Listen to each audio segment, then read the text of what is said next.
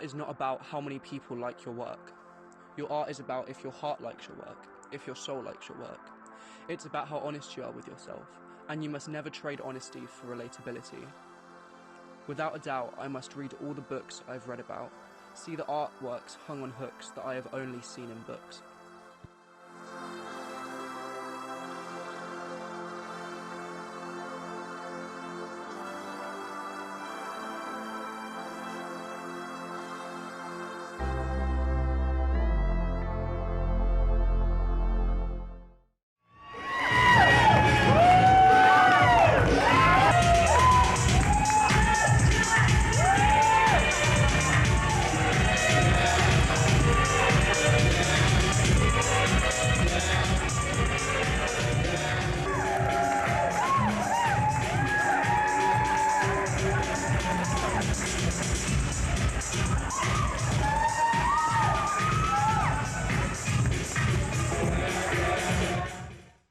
Hi, I'm Shane.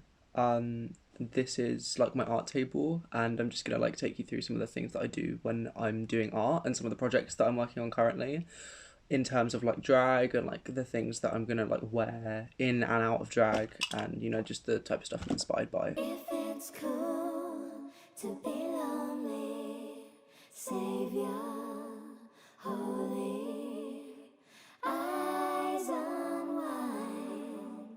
This one's my life. You got a love that your mommy taught you. You got a job that your daddy bought you. You found your friends in an empty bottle of wine. You wanna look like me, ride like me, dress like... At the moment, I'm working on this bag. The face obviously isn't finished. I'm still working on that. And yeah, it's just, I don't know, I think it's something that I could just, like hold as an accessory. I've got some patches that I'm gonna like sew or safety pin onto a shirt. They're of my friends. They're like drawn in like a particular like different style though, and they don't really end up looking much like my friends. That's just for like in and out of drag stuff. And this is something that I made a little while ago out of an old like bag. It's supposed to fit around the neck like that. A lot of my stuff is made out of like recycled materials. As you can hear, it's like crinkling. It's made out of tape. I get like sudden like bursts of creativity at like 5 a.m, so that was from one of them. Can we all come together? Can we all come together? Please. Come.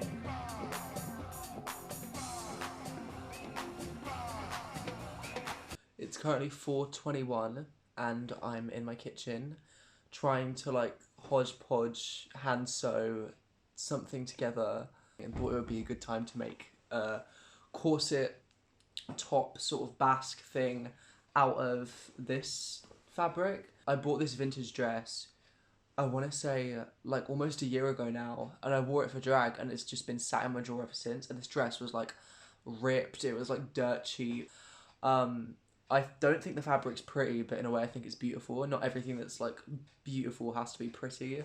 So, I'm just trying to craft some bits together, trying to pin some things, trying to hot glue some things, and seeing how it turns out. This is the first time that I've ever experimented using like a sewing pattern and, like actually really following like a conventional like guide on how to sew something, with also like implementing my own techniques and making something like a bit weird. I never end up chucking things away, so I always like keep old things. And where like a lot of people who like do art or design, they create a concept and then they go out and buy it, whereas I just sort of like take what I have and what I just happen to find like laying around places.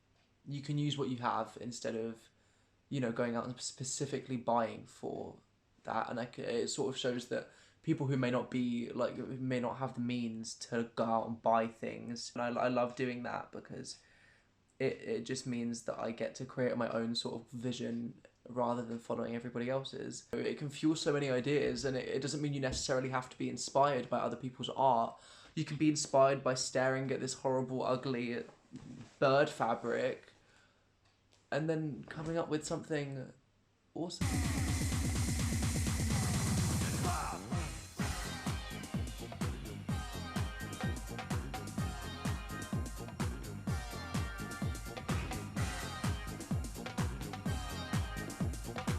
Most of the stuff I'm inspired by is like antiques. My granddad, he collects antiques, and you can, you know, see some of them there.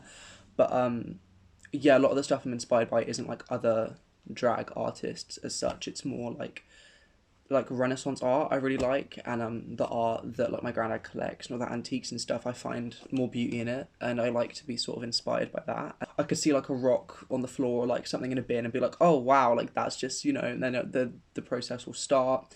And then I can make something out of it. But I'm definitely trying to go more into like drag king and drag queen stuff, and just sort of making like a drag creature, really. And it's just going to end up being whatever. I don't really want to have like a label for it. That way you can never be out of fashion, because you never really have to be in fashion, because you're just making your own fashion. So no one can really, you know, judge it by like what's in and what's out standards, because it never will be in and it never will be out. And I like, you know, going to charity shops and going to thrift stores and going to boot sales, so I can upcycle, so I can, you know, make something really new and interesting out of something which is old and forgotten about. A lot of people don't really like the gritty sort of like side of drag. A lot now, drag is very like, you know, looking like a woman, being like polished and, you know, pretty nice big wigs and silver dresses, and it's just, it doesn't appeal to me. With backers. Now, Stan, you look like a pretty straight guy. I don't know, what kind of business are you? I'm an entrepreneur. And I started a number of different businesses. Started out on Wall Street, and today I'm into building golf training centers around the United States. So you're building golf training centers, and your son is wearing kind of Billy Idol glasses there. Michael Tron, he uses that name. I mean, are you his backer? I am definitely his backer, 100%. But, I mean, how do you like the fact that he goes out at midnight and comes in at dawn? I mean, is that the kind of life you want him to lead? It's okay. He should choose for himself. It's not my lifestyle, but it's his, and it's okay.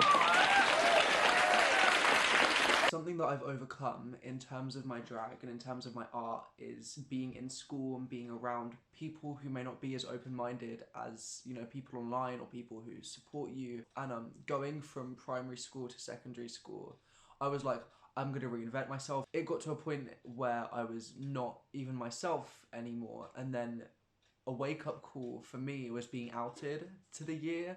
So everybody knew pretty much, not like the jig was up, my secret was out, and it was strange having everybody know and having that like fantasy sort of destroyed. I'm glad in a way that everybody knew, because it let me be myself more. They were still very shocked when I came in and I wore, you know, spiked chokers and like huge platform boots, and I think that's what I'm most proud of. Not the fact that I went in there and didn't really care about what people said or what people thought. I'm just proud that I went in there and I did my own thing. I'm not gonna lie, I did enjoy the attention a little bit. I'm glad that I came out of secondary school where, you know, you're very, very impressionable. I'm glad that I came out still being myself, and I'm glad that I didn't fit the popular mold that I wanted to. You got a love that your mommy taught you. You got a job that your daddy bought you.